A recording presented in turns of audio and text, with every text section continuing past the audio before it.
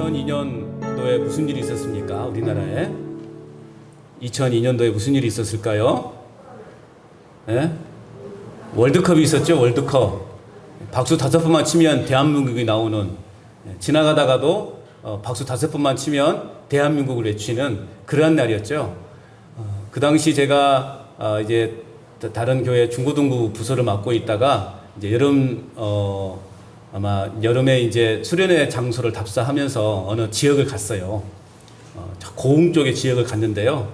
그날 이제 토요일 오후가 그 스페인과의 그 경기 있던 날이었어요. 오후에 이제 그 지역을 지나오는데 많은 그 청소년들이 막 우르르 때리지 지나가더라고요. 그래서 제가 창문을 확 열고 대한민국 하니까 다들 박수를 막 치더라고요. 가다가 그런 뭔가 이렇게 하나의 목적을 향해서 이렇게 한 해를 보냈던 참 의미 있는 한 해였다. 물론 우리나라가 뭐 이렇게 좋은 성적을 거둔 것도 중요하지만 온 국민이 그렇게 언제 이렇게 하나가 되어서 대한민국이라는 것을 외쳐보았을까 할 정도로 참 의미 있었던 한 해였던 것 같습니다. 16강을 이제 16강에 오르자 기자들이 그 당시 감독이었던 거스 히딩크에게 질문을 했습니다. 지금 성적에 만족하십니까? 라고 그렇게 질문을 하니까 히딩크 감독이 뭐라고 말했습니까? 우리는 아직도 배고프다. 그런 유명한 말을 남겼습니다. 우리는 아직도 배고프다. 그 배고픔이 결국 4강 신화를 이루는 업적을 남기게 되었습니다. 여러분, 누가 성공할 수 있을까요? 어떤 사람이 성공할 수 있을까요? 답은 하나입니다. 성공에 대한 간절한 목마름이 있는 사람입니다. 인정하십니까? 어떤 사람이 성공할 수 있다고요? 너무 길었나? 성공에 대한 간절한 목마름이 있는 사람이 성공할 수 있다는 거죠. 여러분, 누가 성공할 수 있다고요? 네, 그냥 단순히 간절한 목마름이 아니라 간절한 목마름이 있는 사람. 어떤 사람이 성공할 수 있다고요? 뭐예요? 지금 뭐라고 하시는 겁니까, 지금? 성공에 대한 간절한 목마름이 있는 사람이 뭐 할 수 있다고요? 성공할 수 있다는 거예요. 누가 자유를 얻을 수 있을까? 어떤 사람이 자유를 얻을 수 있을까요? 자유에 대한 간절한, 숨 막히지 않을 정도까지만 외치면 됩니다. 간절한 목마름이 있는 사람이 자유를 얻을 수 있는 겁니다. 자, 그렇다면 여러분, 누가 우리가 바라고 꿈꾸는 교회의 부흥을 이룰 수 있을까요?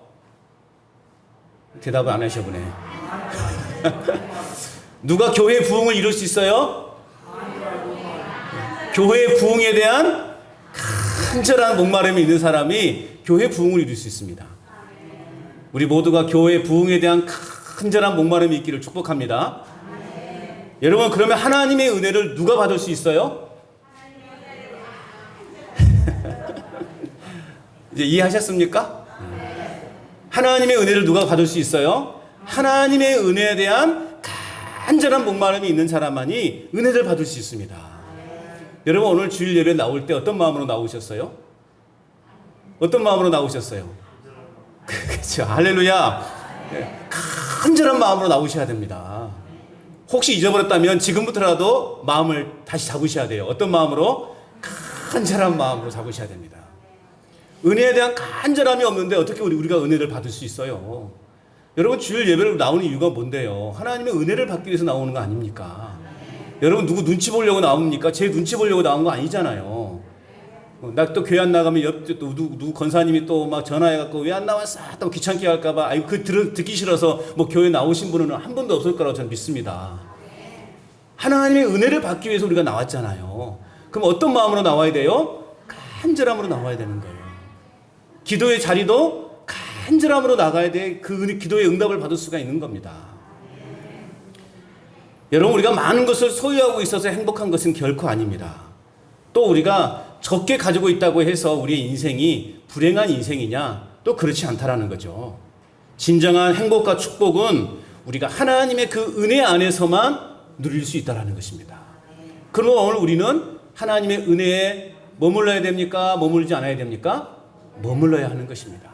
하나님의 은혜 안에 머물러 있는 자만이 하나님의 은혜와 또 하나님의 그 축복과 또 그로 인해서 우리에게 얻어지는 행복을 누릴 수가 있다는 것입니다. 여러분, 하나님 안에서 우리 인생의 삶의 행복과 축복을 다 누릴 수 있기를 주님의 이름으로 축복합니다. 여러분, 오늘 우리는 계속해서 예수님의 팔복에 관해서 지금 말씀을 함께 듣고 있습니다. 우리 인생에는요, 단계가 있어요. 어느 한순간에 이만큼 올라가지 않습니다. 이만큼 올라가기 위해서는 한 계단 계단을 밟고 올라가야 돼요. 에이, 한 계단 올라가기 귀찮다고 막 두세 계단 뛰어 올라가면 어떻게 될까요? 금방 지쳐버려요. 그래서 얼마 못 가서 그냥 포기해 버립니다.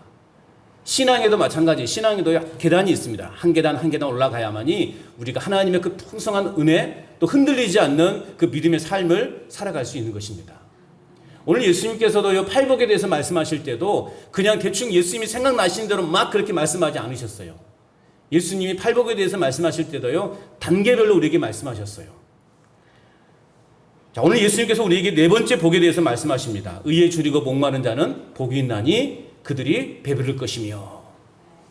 의에 줄이고 목말라야 된다라고 그렇게 말씀을 하셨습니다. 자, 여기까지 오는 단계가 있어요.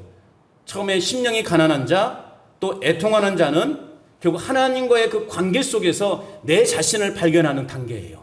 이게 자기 성찰의 단계라고 말할 수 있어요. 그래서 나의 연약함을, 나의 무능함을, 나의 허물과 욕망을 우리가 깨닫고 하나님 앞에 있는 모습 그대로 나아가서 하나님 앞에 용서를 구하고 하나님의 긍휼을 구하는 단계, 자기 성찰의 단계라고 말할 수 있습니다. 자, 그 단계를 거친 사람이 이제 온유한 자가 될 수 있는 거죠. 온유한 자는 자기 성찰의 그 단계를 넘어서 하나님이 주신 그 성품으로 변화되어지는 거예요. 하나님이 주신 성품으로 변화되어지는, 그래서 내 마음대로 생활했던 내 모습, 내 고집스러운 그런 모든 삶들을 버리고 이제는 하나님이 주신 그 성품으로 내 인생이, 내 삶이 변화되어지는 그 단계, 그 단계를 말하는 것입니다. 그래서 그 단계, 하나님의 그 놀라우신 그 성품을 닮아서 내 자신도 하나님의 그 성품을 드러내는 삶, 온유한 삶을 살아가는 그 단계에 이르게 되는 것이죠. 그리고 이제 예수님의 그 성숙한 신앙의 그 확장에 대해서 말씀하고 있습니다. 이제 예수님은 자기 성찰의 단계를 거치고 또 예수님 하나님의 그 성품에 그 닮아가는 삶을 또 결단하고, 자, 그런 삶이 되었을 때 이제 우리의 신앙이 이제 비로소 내 안에 머물러 있는 것이 아니라 내 신앙이 바깥으로 나아가는 거예요. 세상 속으로 나아가는 겁니다. 성숙한 신앙의 단계에 이르게 되는 것입니다. 이제 여러분들의 신앙이 어느 단계에 올라왔다고요? 성숙한 단계에 올라와 있다는 것입니다. 자, 의에 줄이고 목마른 자들이라고 오늘 예수님께서는 언급하고 계십니다. 의에 줄이고 목마른 자들. 여러분, 신앙생활은 나 혼자만 하는 것이 아니에요. 나 혼자 잘 믿고, 나 혼자 잘 믿어 천국 가고, 나 혼자 잘 먹고 잘 사는 그런 신앙이 아니라는 것이죠. 교회도 마찬가지입니다. 우리 교회 안에서만 그저 우리끼리만 잘 믿고 그냥 행복하게 살고 즐겁게 살고, 그건 진짜 신앙이 아니에요. 신앙은 나 혼자 잘 사는 것으로 끝나지 않은 거예요. 참된 신앙은 그래서 나로부터 새로워지고 나부터 새로워지고, 이 새로워짐이 우리 교회 안으로, 그리고 이웃에게, 그리고 세상을 새롭게 만들어가는 것, 이것이 참 신앙인의 모습이라는 것입니다. 그것을 예수님은 뭐라고 말씀하고 있냐면 오늘 본문에서 의다, 그렇게 말씀하고 있어요. 의다. 새롭게 만들어가는 것, 세상을 새롭게 만들어가는 것, 그리고 교회를 새롭게 만들어가는 것, 우리 이웃을 새롭게 만들어가는 것, 내 자신을 새롭게 만들어가는 것, 그것이 오늘 예수님께서는 의다라고 말씀하고 있습니다. 자, 오늘 본문에서 예수님은 의에 줄이고 목마른 자는 복이 있나니 말씀해 주고 있습니다. 의에 줄이고 목마른 자. 여기에서 줄인다라는 것은요, 단순히 배고픔의 정도가 아니에요. 그냥 우리가 한 끼 굶어가지고 한참 일하다가 그 느끼는 그 배고픔, 그 허기짐, 그 단계가 아니에요. 오늘 예수님께서 말씀하시는 이 줄인다, 이 배고픔의 단계는요, 아사 직전에 있는 그 단계의 배고픔을 말하는 거예요. 곧 이제 이번에 밥을 먹지 않으면, 음식을 먹지 않으면 이제는 곧 죽을 것 같은 그 상황, 그 상황에까지 이른 단계가 오늘 예수님께서 말씀하시는 줄인다라는 그런 의미예요. 또 오늘 예수님께서는 목마르다 그렇게 말하고 있습니다. 이 목마름 역시도 마찬가지예요. 목마름은 그냥 약간의 목마름이 아니에요. 아, 갈증이 나네? 그 정도의 목마름이 아니라 지금 당장 물을 마시지 않으면 어떻게 되는 거예요? 죽는 단계. 그런 단계를 말하는 것입니다. 지금 당장 음식을 먹지 않으면 죽음의 그 단계. 지금 당장 물 한 모금 마시지 않으면 죽을 수 있는 그 단계. 그 단계를 오늘 예수님께서 말씀하시는 의에 줄이고 목마름의 단계라고 말씀하고 있는 겁니다. 여러분, 배고파 죽을 지경인데 여러분 자존심이 필요 있습니까? 배고파 죽을 지경인데 무슨 자존심이 있습니까? 제가 우리 여성분들은 남자들 군대 이야기하는 거, 축구 이야기하는 것을 제일 싫어한다고들 이야기를 하시는데요. 제가 군대 얘기 조금만 하랍니다. 이해하십시오. 제가 훈련소를 이제 6주를 훈련을 받는데 좀 제가 있었던 그 군은 조금 훈련소가 조금 이렇게 다른 훈련소보다 좀 엄했습니다. 그래가지고 6주 동안 싸제 음식이라는 건 전혀 먹어볼 수도 없는 그런 상황이었어요. 딱 3끼만 먹는 거예요, 3끼만. 그리고 군대 밥은 또 다 스팀을 찍으니까 조금 먹으면 배고프고 그러잖아요. 그러니까 얼마나 배고프겠어요. 그래서 제가 딱 생각한 말이, 군대에서는 먹어도 배고프고 입어도 춥고 자도 졸리는 곳이 군대다. 아무리 먹어도 배고파요. 그놈 배가 쉽게 꺼져요. 그래서 이제 밤에 야간 경계를 이렇게 돌아가면서 훈련병들이 돌아가면서 2명씩 쓰거든요. 제가 한 2시부터 3시까지 이렇게 병을 쓰는데, 저랑 같이 쓰는 동기가 갑자기 주머니에서 뿌시락뿌시락 거더니 맛동산 3개를 저에게 딱 주는 거예요. 맛동산 아세요? 제가 그 뒤로 맛동산을 너무 좋아해요. 또 이렇게 말하면 또 맨날 맛동산만 사주시란가? 여기 또 마트 다 맛동산 거들라는 거 아닌가 모르겠습니다. 맛동산 3개를 저에게 주는 거예요. 와, 이건 상상할 수도 없는 거거든요. 일단 너무 신기하고 너무나 그냥 먹고 싶어가지고 얼른 받아 고마워 하면서 먹었어요. 먹고 나니까 가만히 생각해보니 이거 어디서 구했지? 궁금하잖아요. 그래서 물어봤어요. 야, 이거 어디서 구했냐? 했더니요, 아까 도보하는데 쓰레기장에 맛동산이 있더라는 거예요. 그래서 아무도 모르게 그래서 얼른 주문이었다는 거예요. 야, 정말 맛있대요. 그 쓰레기장에서 주운 그 맛동산이 왜 이렇게 맛있는지 모르겠습니다. 배고프니까. 여러분, 배고픈데 뭔들 안 맛있겠어요, 그죠? 저는 그래서 그 이후로 그 맛동산을 정말 좋아하게 됐어요. 아직도 그 맛동산 먹을 때마다 그 새벽에 그 훈련소에서 그렇게 쓰레기장에서 주었던 그 맛동산이 아직도 기억이 납니다. 여러분, 배고파 죽겠는데 자존심이 뭔 필요 있습니다. 뭔 필요가 있습니까? 여러분, 목말라 죽겠는데 무슨 체면이 필요 있겠습니까? 목말라 곧 죽게 된 상황인데 여러분, 체면이라는 게 있을 수 있겠습니까? 그래서 무너진 건물에서 오랫동안 같이 있다가 극적으로 구조된 사람들의 이야기를 들어보면 그러잖아요. 나는 빗물을 받아 마시면서 그 한 방울 한 번 떨어지는 그 빗물을 받아 먹으면서 여러분, 그 물이 깨끗하겠어요? 오염이 이렇게 막 시멘트, 콘크리트 막 엉켜가지고 그런 물 아니겠어요? 그래도 그 물로 버텼다고 그렇게 이야기하잖아요. 심지어는 어떤 사람은 이렇게 말하잖아요. 소변을 받아 먹으면서까지 그 갈증을 해결하면서 버텼다고. 여러분, 목말라 죽겠는데 무슨 자존심이 있고 무슨 체면이 필요하겠습니까?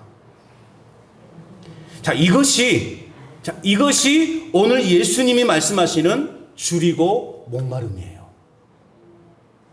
그렇기 때문에 의에 줄이고 목마름의 문제는 뭐냐? 여러분, 생명의 문제라는 거예요. 죽고 사느냐의 문제라는 것입니다.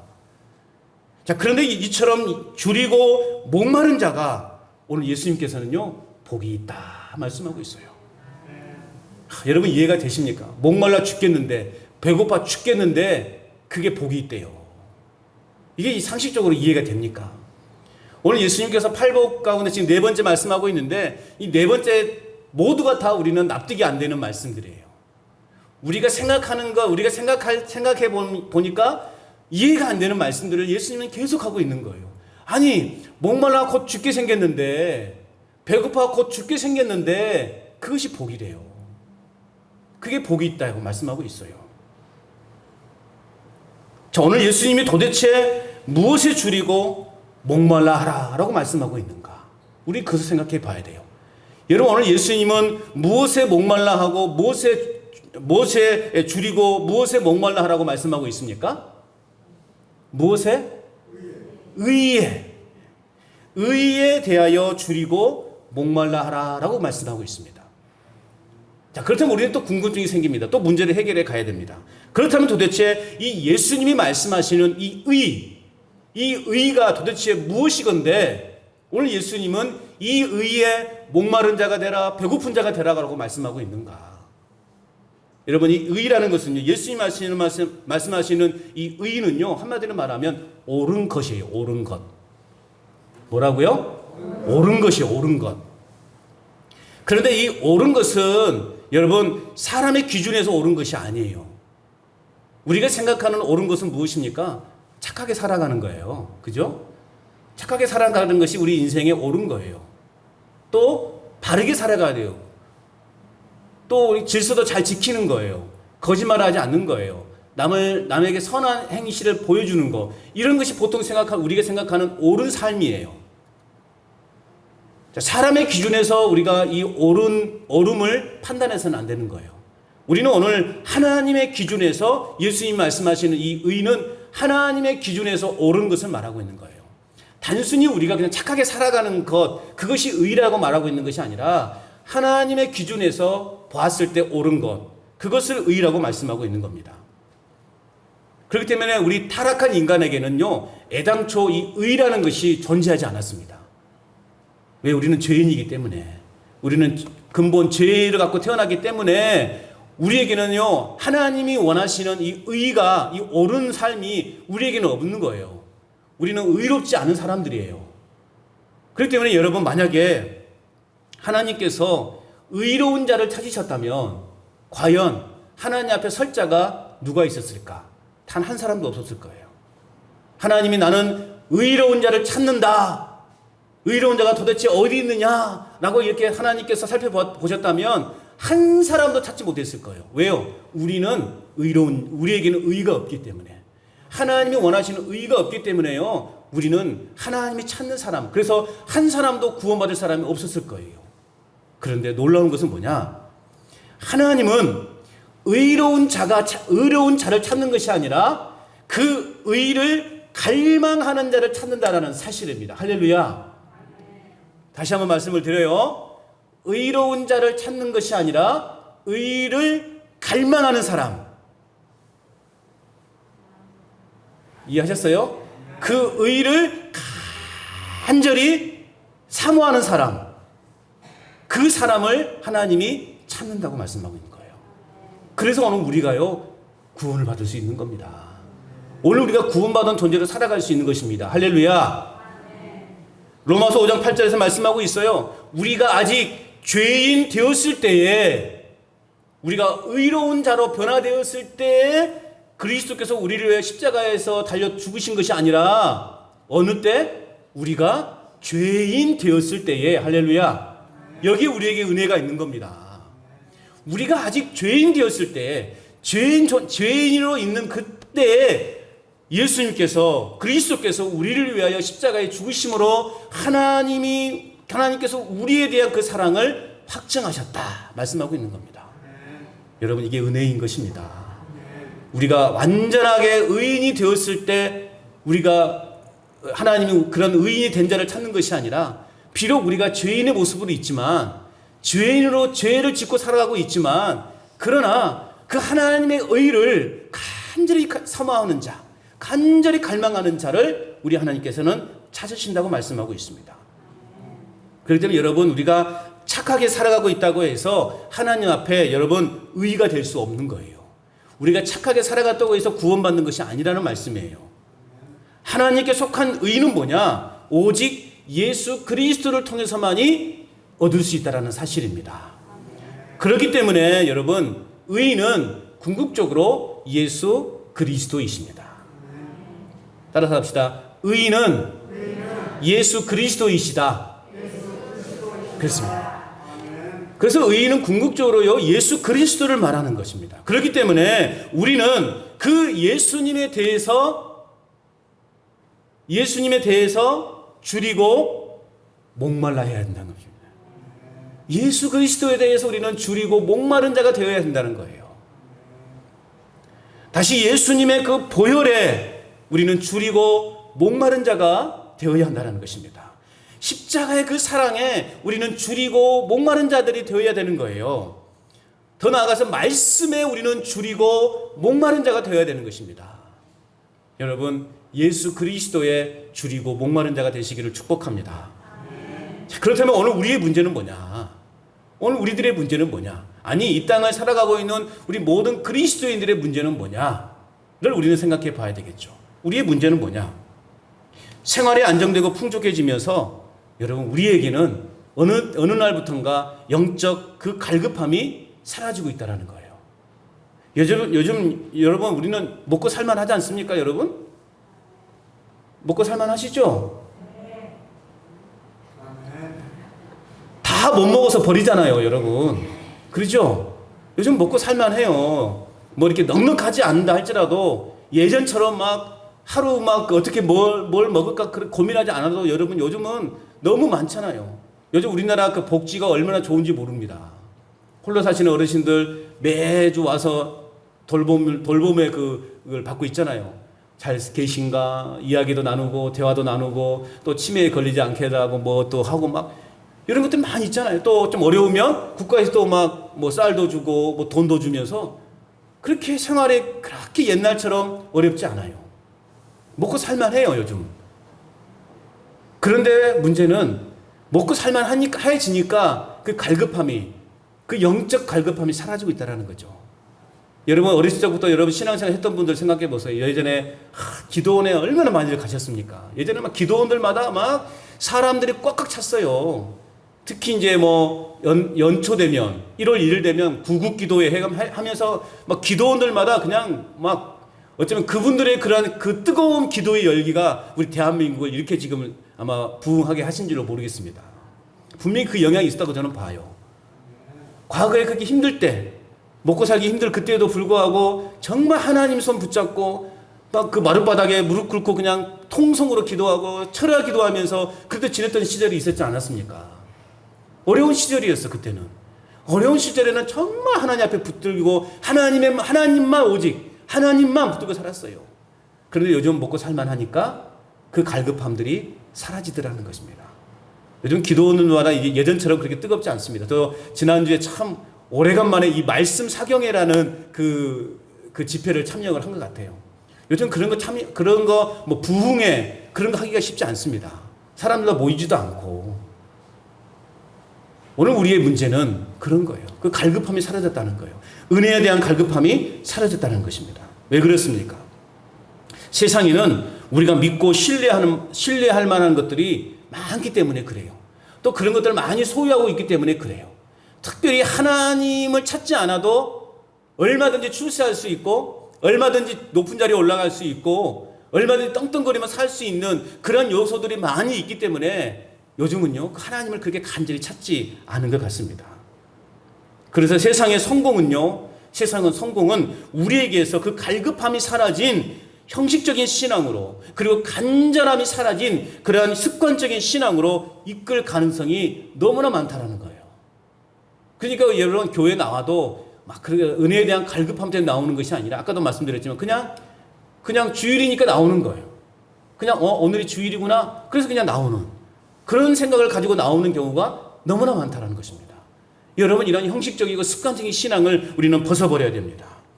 하나님보다 세상의 힘을 더 신뢰하며 살아가게 될 위험성이 너무나 많아요. 그렇기 때문에 우리의 신앙이 뜨겁지를 못하는 겁니다. 그저 교회가 영향력이 없는 거예요. 예수 믿는 우리가 세상 속에 세상 사람들에게 영향력이 없이 살아가는 거예요. 여러분, 세상에 우리가 아무리 성공적인 인생을 살아가고 있다 할지라도 예수 그리스도가 빠져 있으면 여러분 그 영혼은 파산난 사람이라는 것을 여러분 기억하시길 바랍니다.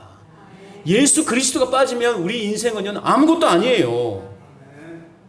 여러분, 말씀에 대한 갈급함이 있어야 됩니다. 은혜에 대한 목마름이 있어야 됩니다. 간절히 사모할 만한 은혜가 있어야 됩니다. 무늬만 그럴싸하게 포장된 그리고 안고 없는 찐빵처럼 우리는 지금 신앙생활을 하고 있지 않은가? 우리는 우리 스스로를 점검해 봐야 돼요. 여러분, 바라기는 간절함이 있기를 바랍니다. 은혜에 대한 간절함. 오늘 예수님은 의에 대하여 줄이고 목마른 자가 되라 말씀하고 있어요. 의에 대하여 줄이고 목마른 자. 그러기 위해서는 우리는 날마다 예수님의 말씀에 귀를 기울여야 됩니다. 마태복음 6장 33절에 너희는 먼저 그의 나라와 의를 구하라 말씀하고 있어요. 우리는 먼저 하나님의 나라와 의를 구해야 되는 거예요. 그리하면 이 모든 것은 너희에게 더하시리라. 근데 우리는 반대로 하고 있지 않습니까? 하나님 주시옵소서만 구하고 있어. 우리는 하나님 주시옵소서만 구하고 있는 거예요. 우리가 정말 구해야 될 건 누굽니까? 무엇입니까? 하나님의 의예요. 예수 그리스도를 구해야 되는 거예요. 예수 그리스도가 우리 삶의 우선순위가 되어야 되는 거예요. 그리할 때 그 모든 것들을 우리에게 더하시겠다 말씀해 주고 있는 것입니다. 하나님의 의를 먼저 구하는 사람, 하나님의 의에 먼저 줄이고 목마른 사람, 그들이 복 있는 사람임을 여러분 믿으시기 바랍니다. 여러분 하나님의 의를 먼저 구하는 삶이 되시기를 주님의 이름으로 축복합니다. 하나님의 의에 줄이고 목마른 자들이 되시기를 주님의 이름으로 축복합니다. 그렇다면 저희가 구하는 이 하나님의 의는 구체적으로 무엇을 말하는가? 우리는 또 생각해 봐야 돼요. 우리가 구하는 그 하나님의 의, 그 하나님의 의는 무엇을 말하는 것인가? 그 의를 잘 보여주는 이야기가요, 누가복음 15장에 나와 있습니다. 누가복음 15장에는 집 나간 아들 이야기죠. 그래서 다시 돌아온 탕자의 비율에 대해서 예수님이 설명하셨죠. 자, 한 집에 둘째 아들이 있었습니다. 첫째 아들, 둘째 아들이 있었는데요. 이 둘째 아들이 참 버리장머리 없게 아버지가 살아계심에도 불구하고 자기에게 주어질 재산을 미리 달라는 거예요. 미리 달라는 거예요. 예수님 당시에 부모의 재산은요, 부모님이 돌아가셔야만 그 재산을 자녀에게 물려줄 수 있었던 그런 생활 풍습이었습니다. 그게 법이었어요. 그런데 이 둘째 아들은 말이죠, 아버지가 버젓이 살아계심에도 불구하고 자신에게 주어질 그 재산을 미리 달라는 거예요. 그러니까 아버지가 아버지를 인정하는 거예요? 인정하지 않는 거예요?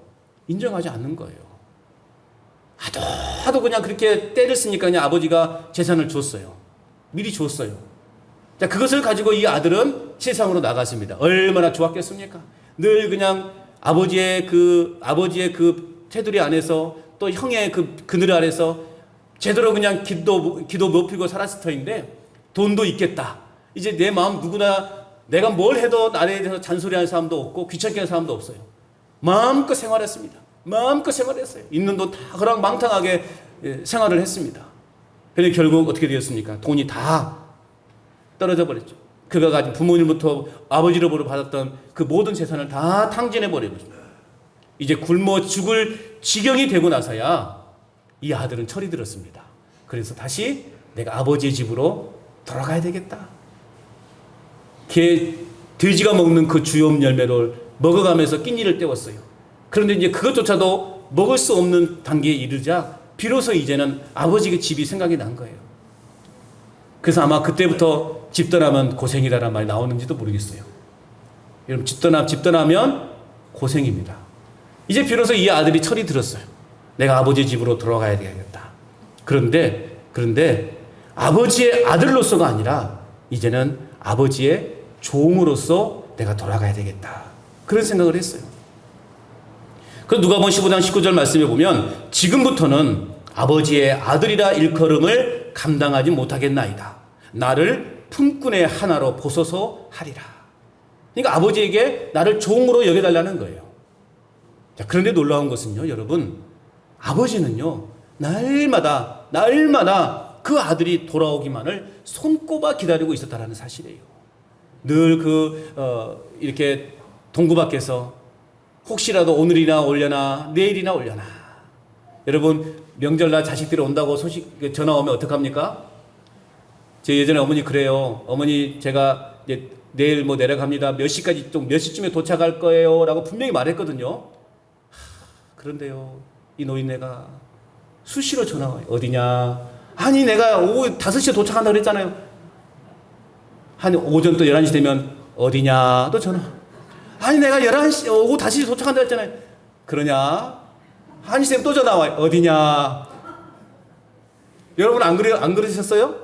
다 그러잖아요. 아들이 온다고, 자식들 온다 그러면 그냥 그 대문 앞에서 언제 오나 이렇게 아저씨 1시 남았는데 이제 오나 저제 오나 이렇게 쳐다보고 계시잖아요. 왜 아닌 것처럼 그렇게 앉아 계셔요? 다 그러심시렁. 그렇죠? 오늘 이 아버지도 마찬가지예요. 버리장머리 없잖아요. 호적에서 파버리고 싶은 그 아들 아닙니까? 그럼에도 불구하고 오늘 올려나 내일 올려나 이 아버지는 그렇게 변함없이 아들이 돌아오기만을 기다리고 있었다는 거죠. 그래서 저 멀리 정말 거지 같은 꼴로 온 그 아들을 한눈에 알아본 이 아버지는요, 뛰어가서 그 아들을 안았어요. 내 아들이 살아서 돌아왔다. 너무나 좋아한 거예요. 그러면서 잔치를 벌였습니다. 여러분, 이 아들은 집을 나아갈 때 아버지로 인정하지 않았습니다. 그리고 집에 돌아올 때는 더 이상 자신은 아버지의 아들이 아니었어요. 아들의 자격을 상실했다고 그는 여기고 있었습니다. 그런데요, 아버지는 여전히 그 아들의 아버지였습니다. 끝까지 그 아들을 아들로 인정해 주었다라고 하는 사실입니다. 왜 그랬습니까? 바로 아들을 용서하고 사랑하는 아버지였기 때문에 그렇습니다. 자, 이 신실하신 아버지의 그 자비하심이 바로 하나님의 의라고 하는 사실이에요. 변함없는 이 아버지의 사랑이 하나님의 의라는 거예요. 죄인들을 구원하시기 위해 전적으로 하나님의 선물로 베풀어진 그 자비, 그것이 바로 하나님의 의라는 것입니다. 여러분, 오늘 우리가 하나님을 인정하지 않을지라도, 오늘 우리가 하나님을 아버지로 인정하지 않을지라도 하나님께서는 여전히 우리의 하나님으로 계신다는 사실을 믿으시기 바랍니다. 우리가 세상의 물질과 쾌락에 빠져서 하나님과의 관계도 부정할지라도 하나님께서는 십자가의 죽으심을 통해 여전히 우리로 그 하나님의 자녀로 인정하고 계시다는 사실을 여러분 믿으시기 바랍니다. 이 하나님의 의예요. 우리가 죄악 중에 거할지라도, 우리가 정말 고통 가운데 거할지라도, 나 하나님 안 믿을래요, 그렇게 하나님에게 손세를 친다 할지라도 하나님은 여전히 우리의 하나님 아버지로 존재해 계신다는 사실입니다. 이 신실하시고 변함없으신 그 하나님의 자비로우심이 바로 하나님의 의라는 사실입니다. 자, 오늘 우리는 그래서 이 하나님의 의에 줄이고 목마른 자들이 되어야 한다는 사실입니다. 이와 같이 하나님의 의에 대해 줄이고 목말라 하는 자들에게 주어지는 복이 있죠. 그 복이 무엇입니까? 바로 배부름이에요. 배부름. 은혜의 복이 흘러 들어온다는 말씀이에요. 은혜의 복이 넘치는 은혜가, 그 축복이 우리에게 있다는 사실입니다. 예수님 요한복음 6장 35절에 예수께서 이렇게 말씀하십니다. 나는 생명의 떡이다. 나는 생명의 떡이다. 내게 오는 자는 결코 줄이지 아니할 터이요 나를 믿는 자는 영원히 목마르지 아니하리라 말씀하고 있습니다. 예수님께서는 자신을 가리켜서요, 생명의 떡이다 라고 말씀하셨어요. 이건 무엇을 말하는 것인가? 예수님께 대한 우리의 신앙은 먹는 행위와 같이 실제적이어야 된다는 거죠. 그냥 머리로만 알고 있는 그러한 예수님이 아니라 실제적으로 그 예수님과 우리는 함께 생활하고 함께 더불어 살아가야 된다는 거예요. 믿음이라는 것은요, 이론이 아니에요. 믿음이라는 것은요, 실제가 되어야 된다는 거예요. 자, 이 말을 좀 우리가 쉽게 더 제가 이해하도록 말씀을 드려볼게요. 여러분, 몇 날 며칠을 굶었어요. 몇 날 며칠을 굶었어요. 이제 정말 배고파 죽겠어요. 그런데 우리 앞에 진수성찬이 차려져 있네요. 어떻게 해야 돼요? 배고파 죽겠다니까요. 그런데 우리 앞에 진수성찬이 차려져 있어요. 어떻게 해야 돼요? 그게 뭘 고민하십니까? 먹어야죠. 뭘 고민하고 계셔요? 그게 바로 이론이에요, 이론. 내가 이걸 먹어야 되나 말아야 되나? 이게 이론이에요. 실제는 뭐예요? 얼른 먹어야지, 배고파 죽겠는데. 그런데요, 미련하고 어리석은 사람은 어떤 사람인지 아세요? 딱 차려져 있는데, 이 나물은 무엇으로 만들었고, 이 나물은 이렇게 조리하는 거야. 그리고 이 음식은 우리 몸에 어디 좋아. 그러고만 있네. 자기 자랑에 빠져 있는 거예요. 그럼 그 사람이 배부르겠습니까? 배고프겠습니까? 배고파 죽는 거죠. 여러분, 아무리 내가 머리로 그 음식에 대해서 많은 걸 알고 있다 할지라도 그 음식이 나에게 들어오지 않으면요, 나와는 아무 상관이 없다니까요. 내 생명을 유지하지 못한다니까요. 내가 많은 걸 알고 있어도 내가 배고프면요, 그 음식을 얼른 먹어야 되는 거예요. 그래야 우리가 생명을 유지할 수 있는 거예요. 여러분, 마찬가지로 우리가 음식을 먹지 않으면 죽는 것처럼 마찬가지로 예수님을 믿지 않으면요, 우리는 멸망하는 거예요. 예수님에 대해서 우리가 많은 걸 알고 있다 할지라도 그 예수님을 믿지 못하면 우리는 구원과는 아무 상관이 없는 사람들이에요. 내가 성경을 아무리 많이 읽고 성경 지식이 뛰어난다고 할지라도 예수님을 믿지 않으면요, 그건 아무런 의미가 없는 거예요. 예수님을 믿으셔야 돼요. 예수님 믿으시기 바랍니다. 생명의 떡이 되신 예수님을 내 삶의 주인으로 인정하는 자, 결코 줄인 영혼이 줄인 인생이 되지 않을 것입니다. 예수님과 더불어 살아가는 삶, 결코 목마르지 않을 것입니다. 생명수가 콸콸 넘치는 풍성한 삶을 살아가게 될 줄로 믿습니다. 그 요한복음 7장 38절에 말씀하고 있어요. 나를 믿는 자는 성경의 이름과 같이 내 배에 생수가 넘쳐나리라. 할렐루야. 여러분, 우리의 배가 얼마나 할까요? 제 배가 참 근데 여러분의 배가 얼마나 할까요? 제가 생각해 봤습니다. 우리 배가 얼마나 할까? 뭐 요만하잖아요. 그 따지고 보니까요, 우리 배가요, 우주만해요. 우주만하다니까요, 배가. 이해를 못 하시네. 우리 배가요, 우주만해요. 여러분, 그동안 드신 그 밥그릇이 몇 그릇일까요? 셀 수 있습니까? 어마어마하게 드셨네요. 에? 그죠? 여러분, 세 끼 꼬박 먹어도 배가 고파요, 안 고파요? 배가 고파요. 제가요, 정말 요즘 삼시기가 되고 있어요. 삼시기가 뭔지 알죠? 세 끼 꼬박 집에서 얻어먹고 있어요. 별로 움직이지도 않거든요. 기껏 움직여야 차댁에서 교회 왔다 갔다 하고 그런 정도인데도요, 때가 되면 배가 고파요. 그거 참 희한하네요. 내 배가 왜 이렇게 큰지 모르겠어요. 그래서 보통 그렇게 우리가 이야기하지 않습니까? 여러분, 밥 먹을 배 따로 있고, 과일 먹을 배 따로 있고, 커피 마실 배 따로 있다고 이야기하잖아요. 야, 우리 배가 그렇게 더 커요. 아무리 음식을 채워도 여러분 또 배고프고 또 배고파요. 그런데 여러분, 이 배를 채울 수 있는 방법이 뭐가 있을까? 우주보다 더 큰 분을 채워버리면 돼요. 그 우주보다 더 큰 분이 누구신데? 하나님이십니다. 하나님으로 채우시면요, 우리는 영원히 목마르지 않고 영원히 배고프지 않습니다. 여러분, 우주보다 크신 그 하나님으로 채움으로 말미암아 우리의 영혼이 날마다 풍성한 삶을 누릴 수 있기를 축복합니다. 여러분, 세상의 것은 잡으면 잡을수록 자꾸 빠져나가요. 만족함이 없습니다. 그러나 하나님으로 채우면 만족함이 있다는 것입니다. 주님으로 채우는 것은 매일 양식을 먹는 것과 같아요. 주림과 목마름은 인간의 계속되는 본능이고요, 살아있음의 증거. 우리가 배고프기 때문에 배고픔을 느끼는 것은요, 살아있다는 증거거든요. 그래서 여러분, 우리가 먹고 마셔도 또 배고프고 또 목마른 것은 긍정적으로 표현하자 보면 살아있다고 하는 증거예요. 그러니까 우리의 영혼이 살아있다는 증거는 뭐냐? 우리가 하나님의 은혜에 대한 그 갈망, 그 목마름이 있느냐, 그 배고픔이 있느냐, 그에 따라서 우리의 영혼이 살아있고 죽어있다라고 판단할 수 있는 것입니다. 영적으로 건강한 사람은 그래서 여러분, 예배를 사모하는 거예요. 말씀을 사모하고요, 또 말씀에 대해서 헐떡거림이 우리에게 있는 거예요. 이런 사람이 세상 가운데서도요, 놀라운 영향력을 나타낼 수 있는 거예요. 여러분, 요셉이 애굽으로 끌려갔습니다. 이 애굽은요, 하나님을 믿지 않는 나라예요. 아니, 하나님을 거부한 나라였어요. 그런데 이 요셉이 한 사람이 하나님과의 그런 바른 관계를 형성하다 보니까요, 애굽뿐만 아니라 그 주변의 나라까지도 선한 영향력을 나타낼 수 있었다라고 하는 사실입니다. 여러분, 하나님과의 그런 바른 관계를 맺고 있다면 우리는 이웃과 세상에 대해서요, 불의하게 행동할 수 없어요. 혹 전도가 부담스러우면요, 하나님과 좋은 관계를 맺으시면 돼요. 하나님과 좋은 관계를 맺지 않기 때문에 우리가 전도할 수 없는 거예요. 하나님을 우리가 보통 사람이 이야기합니다. 야, 하나님 한번 보여줘보라고. 하나님 한번 보여주라고 이야기해요. 여러분, 하나님 어떻게 보여주실래요? 어떻게 하나님 보여주시겠어요?